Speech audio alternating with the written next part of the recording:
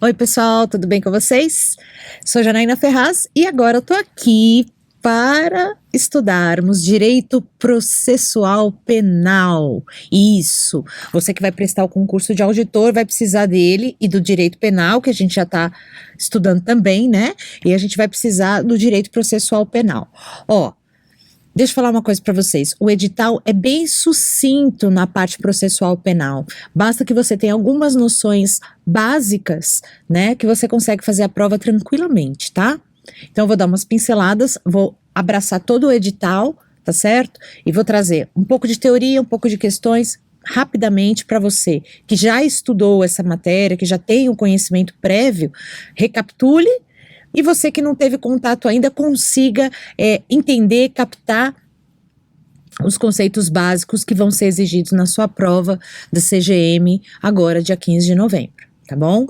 Então vamos começar a nossa matéria Direito Processual Penal, a nossa capa maravilhosa aqui, né? E aqui, ó, nós vamos começar bem certinho, fazer assim, ipsis literis, ou seja, a letra do edital, tá?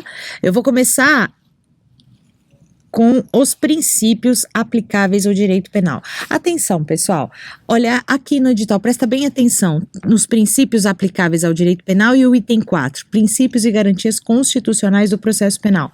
São dois itens do edital que falam de princípios. No primeiro momento, eu vou falar só dos princípios que estão especificados no Código de Processo Penal. Depois, eu vou para a Constituição e extrair os princípios que norteiam os princípios que trazem as garantias do processo penal também, tá? Então, eu vou separar do jeitinho que tá no edital para vocês não misturarem, tá bom? Então vamos começar falando dos princípios do processo penal. Vamos dando uma olhada e depois eu vou explicando, tá? Não são muitos, mas pelo nome você já vai mais ou menos identificar e na hora da questão fica mais fácil. Vamos lá. Princípios do processo penal. Esses é que estão mais especificamente no CPP, Código de Processo Penal. Nós temos o primeiro princípio, que é o princípio da verdade real. Antes de mais nada, de a gente entrar nos princípios, deixa eu conversar uma coisa com vocês sobre processo penal. O processo penal, ele vai pegar aquele crime que aconteceu lá no direito material, no direito penal, e trazê-lo para o processo para que isso tramite e chegue-se a uma decisão. Então, nós temos o direito material, que é o direito penal, e o processual, que vai aliar o fato à norma penal e trazer os trâmites desse processo, né? O crime sozinho não tem um encaixe, ele precisa ser encaixado dentro do processo, passar eventualmente por uma fase administrativa, que é o chamado inquérito policial, que pode ocorrer ou não, a gente vai estudar, tá? E depois, ao final da fase administrativa, se ela ocorrer efetivamente, nós teremos uma ação penal, um processo penal, tá?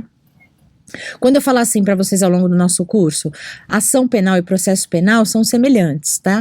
Depois nós vamos estudar a ação penal, quais são os tipos de ação penal que existem dentro do ordenamento jurídico processual penal. E aí, esse crime que entrou aqui virou um processo ou uma ação penal, vai ter o quê? Um regramento, ou seja, dentro desse processo, nós teremos atos iguais, idênticos, tanto para acusação, que é exercida através do Ministério Público, via de regra, quanto para a defesa. Então, tudo que for concedido para um vai ser concedido para outro, que também nós vamos conversar sobre isso, né?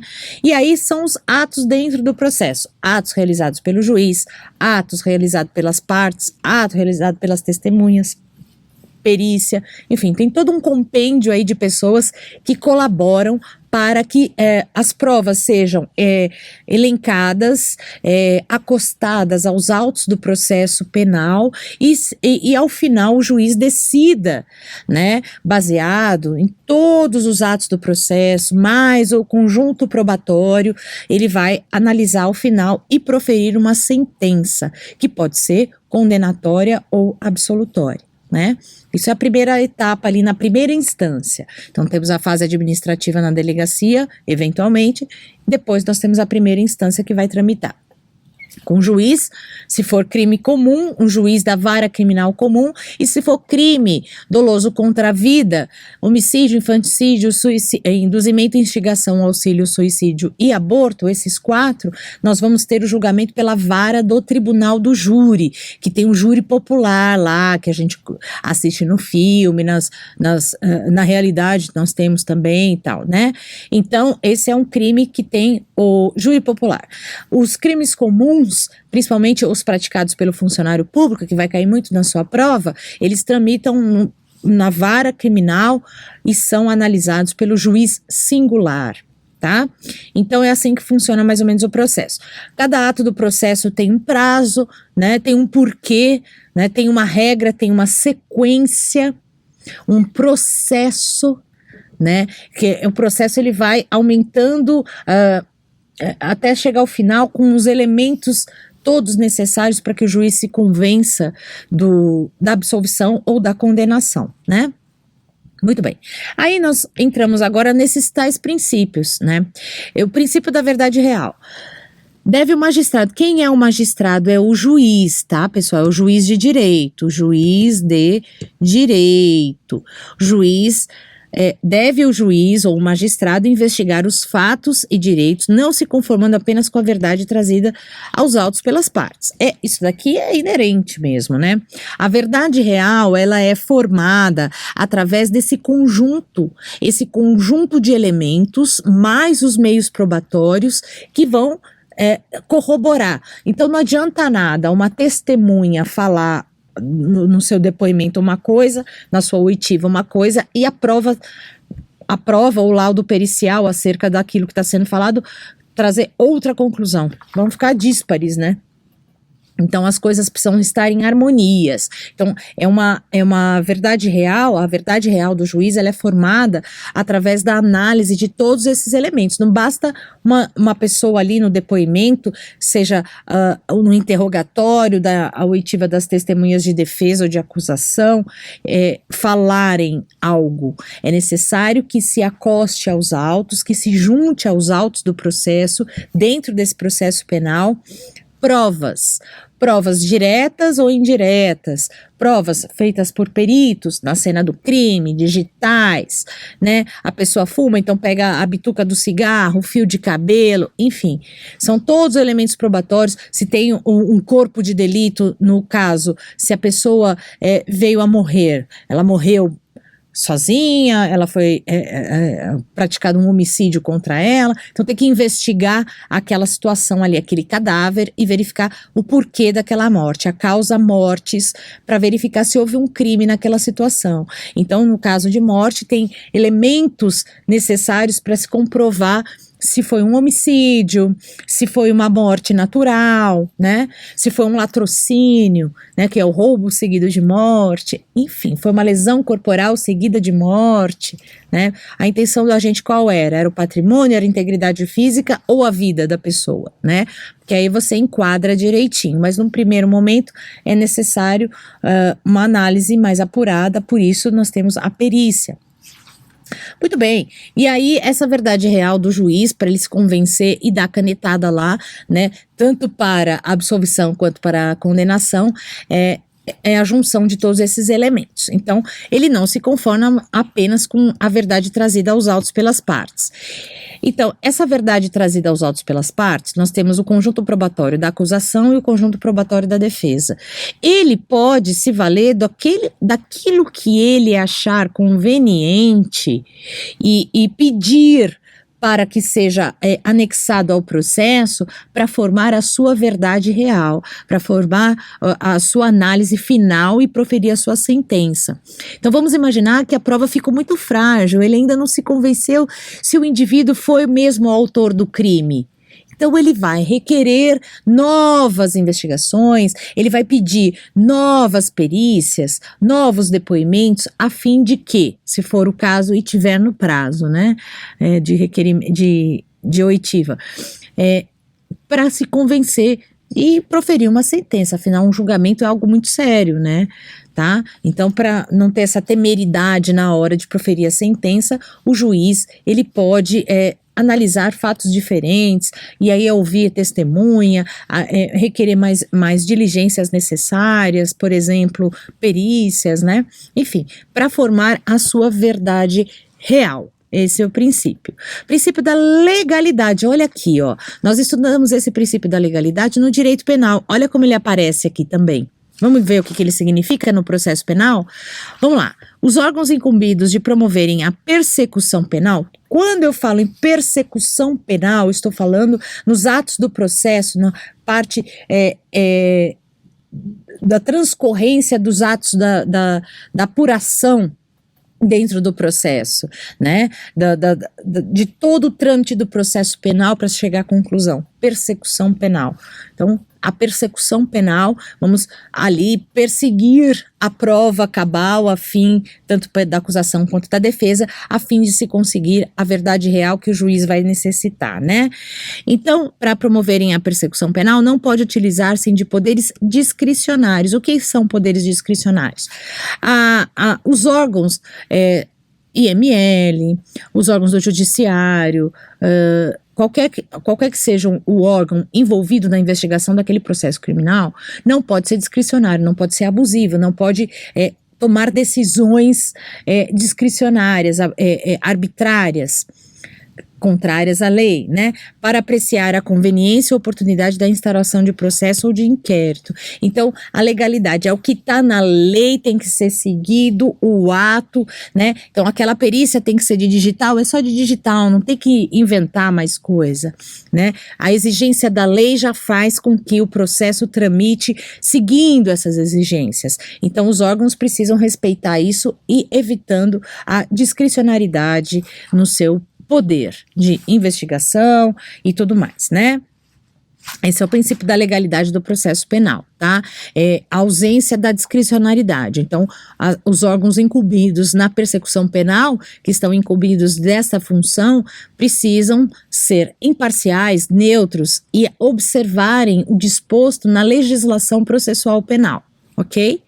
Princípio da oficialidade, ó, o nome diz, a função penal é pública, pessoal. Porquanto a pretensão punitiva do Estado, ou seja, aquilo que o Estado precisa fazer para punir, deve se valer dos órgãos públicos que estão englobados, autoridade policial, Ministério Público, autoridade judicial, enfim, todos os envolvidos dos órgãos públicos dentro daquele processo crime, aquele processo penal.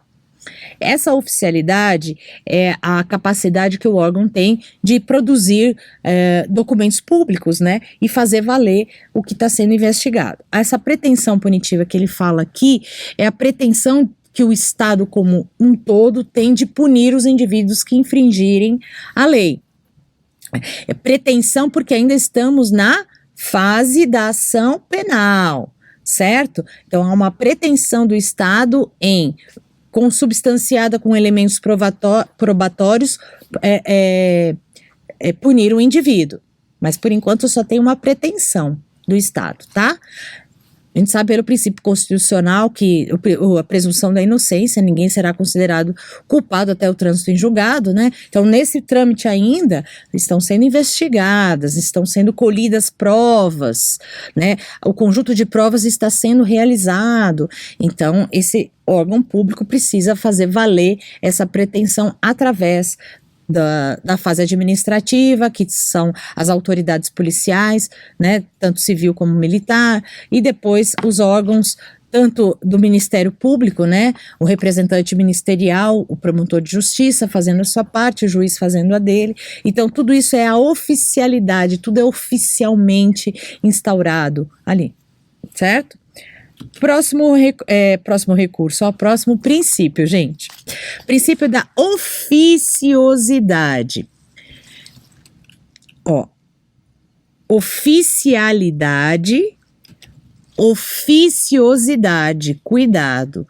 Aqui os órgãos públicos encarregados de darem prosseguimento à ação penal devem proceder sem aguardar provocação de qualquer um, salvo nos casos em que a lei prevê. Ó, o poder público, de uma forma geral, como regra geral, pode realizar determinados atos de ofício. O que é ofício? De pronto, sem precisar da manifestação da vontade de determinadas pessoas, certo? Existem algumas situações que a lei vai definir, a vítima, o ofendido, precisa propor tal coisa. Aí ele tem que aguardar. Mas fora os casos que a lei determina, esses órgãos públicos têm essa oficiosidade, eles têm esse poder, vamos dizer assim, de iniciar, dar sequência, independentemente da vontade da vítima ou das partes envolvidas, tá certo? Então, são aquelas funções pelas quais eles são designados. Então, de ofício, sem manifestação de parte nenhuma, eles estão autorizados a realizar determinados atos. Isso é a oficiosidade, tá?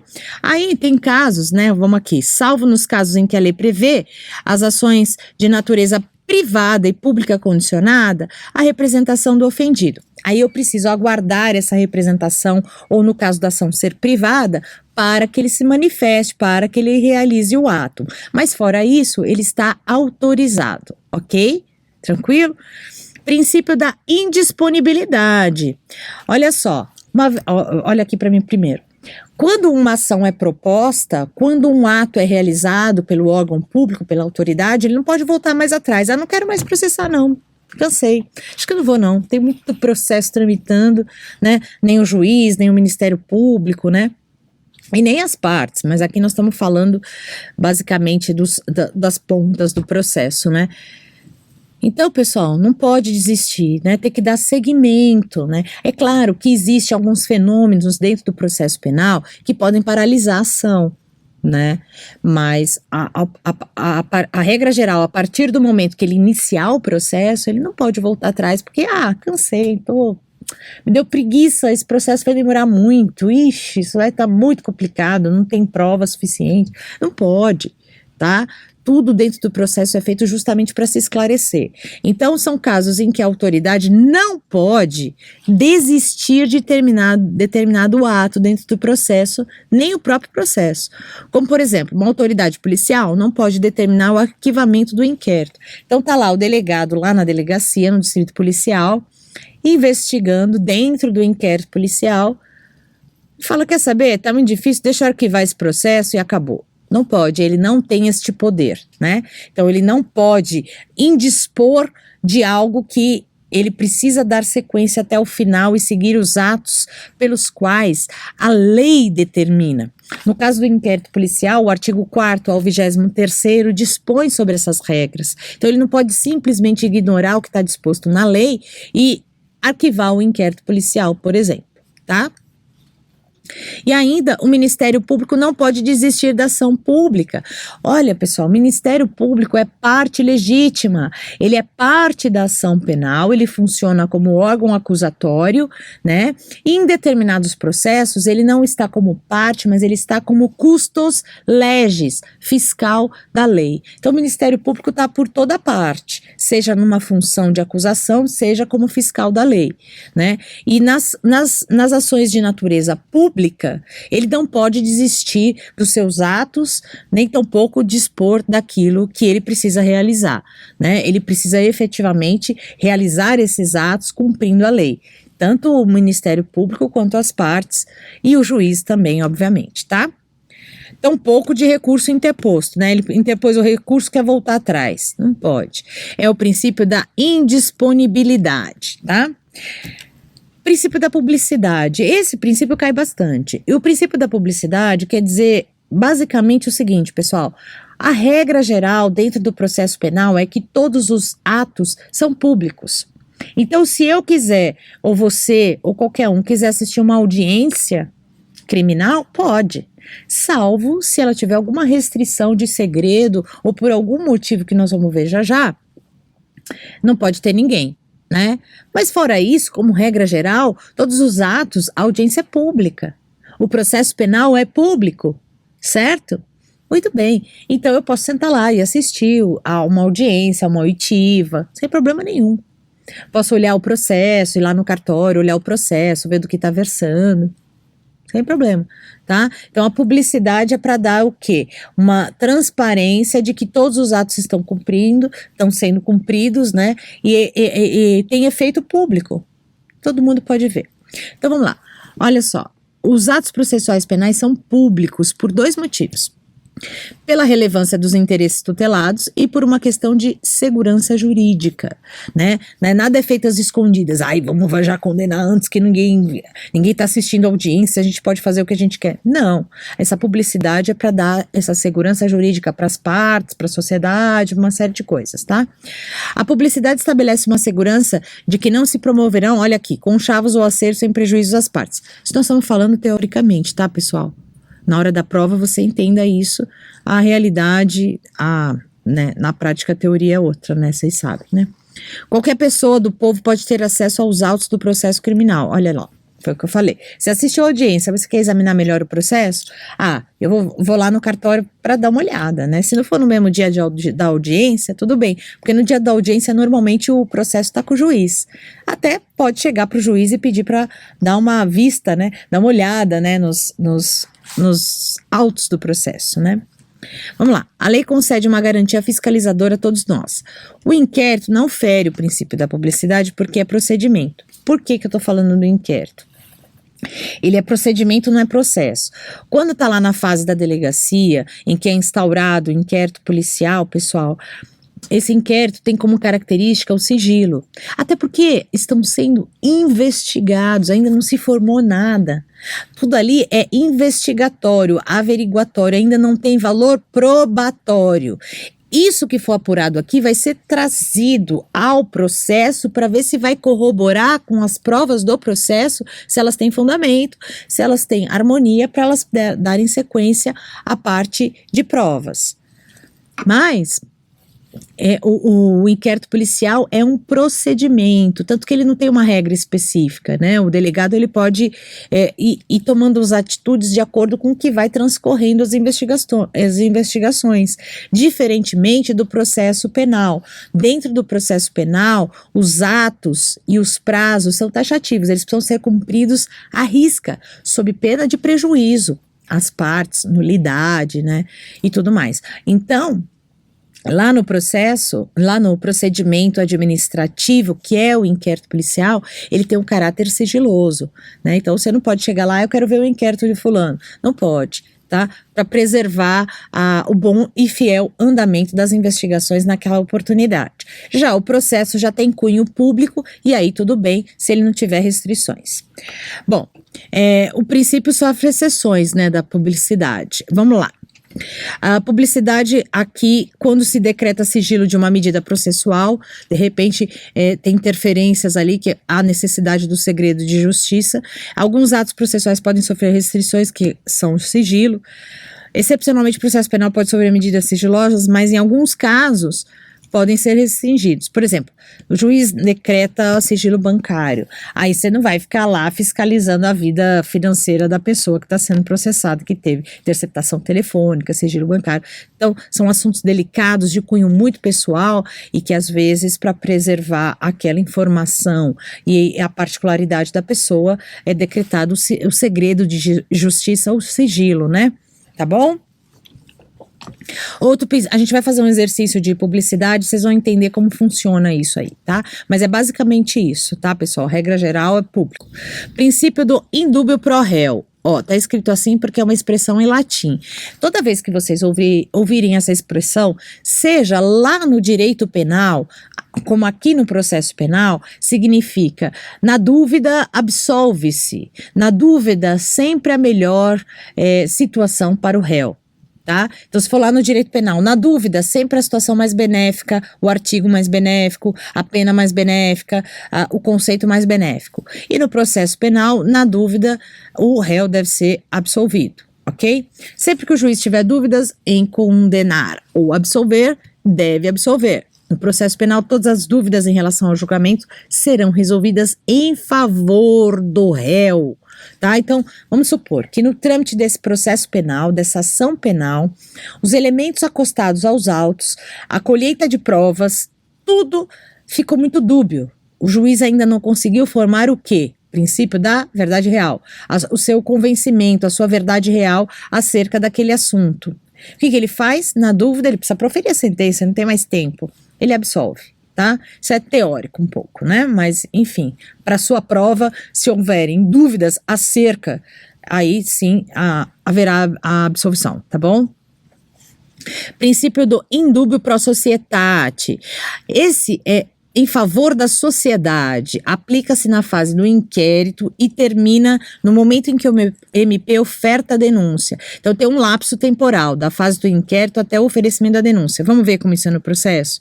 Aqui nós temos o inquérito policial, que ocorre na delegacia, é a fase administrativa, e depois nós temos a ação penal ou processo penal ou ação penal, tá? Então, do inquérito policial, da fase do inquérito policial, até aqui, ó, até o MP oferecer a denúncia, que é a petição inicial da ação penal, nós temos a possibilidade da aplicação do indúbio pro societate, na dúvida em prol da sociedade. Esse princípio devemos entender que as dúvidas serão resolvidas em favor da sociedade. Olha só, por isso que eu falei na aula de penal que o indúbio pro réu, é mais focado na parte material. Eu tenho aqui, mas aqui eu também, além do indúbio pro réu, tenho um indúbio em favor da sociedade, indúbio pro societate. Por quê?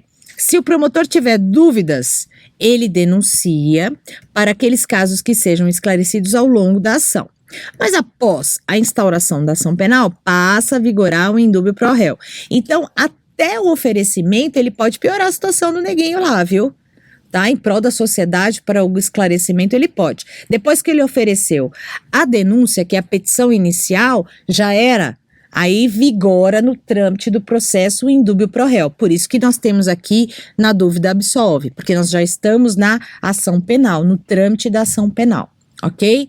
Então, até o oferecimento do inquérito policial, até o oferecimento da denúncia, indúbio pro societate. E depois, indúbio pro réu, tá? Princípio em favor do rei, princípio do favor rei, o que é isso?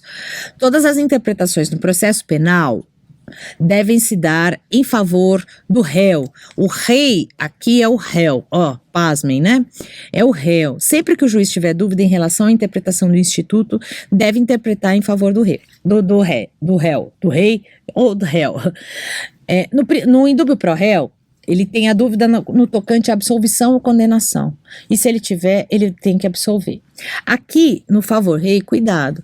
Ele tem dúvida com relação à interpretação doutrinária, jurisprudencial acerca daquele caso. Então, toda vez que ele estiver dentro de um dilema, vamos dizer assim, ele precisa analisar aquilo que é mais benéfico em relação àquele instituto que será aplicado no processo. Tá certo? Então, tudo que for mais benéfico. Vamos supor que o entendimento jurisprudencial seja para a aplicação o não reconhecimento da qualificadora de arma de fogo por arma de brinquedo. Então, a arma de brinquedo não qualifica o crime de roubo. Exemplo. E tem uma outra vertente do judiciário, das jurisprudências que entendem que sim, qualifica, porque a vítima não tem condições de verificar isso e a capacidade lesiva para ela naquele momento é igual, seja verdadeira arma ou de brinquedo. A vítima não vai ficar olhando para ver se será que é de brinquedo. Não, ela não vai correr esse risco da sua própria vida.